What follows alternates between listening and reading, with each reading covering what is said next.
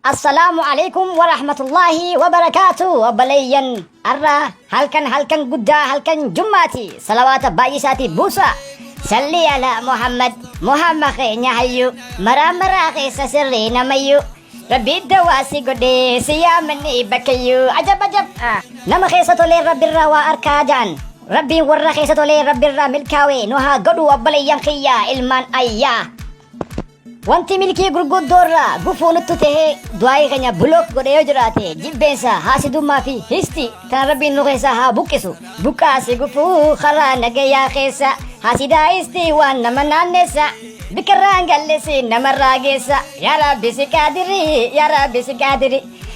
ta'arraa lafan buutu tazaayiri rabbi saadirraa keenya nu saadiri ganda jaalalaa magaalaa nu laadura nama jaalatuuf rabbiin xalayaa mura كشغيلو خايت بلادرا الله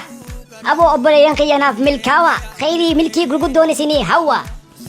اسينها ملكيسو ربين جاللا ملكي غرغدو جمع ملكي جمع خيري خن جاللا خن نجيا خن جمجو اسيني فاتو أبريان كيا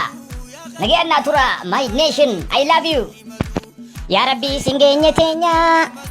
سنجيني تينيا سر خايرني تتينيا نقطي مراد خينيا وبلين خيا ناف ملكاوا جمع ملكي سنياتو صلوات بايسا بوسا ناجرات نجير ناتورا السلام عليكم سنين جالتا ربي جتشا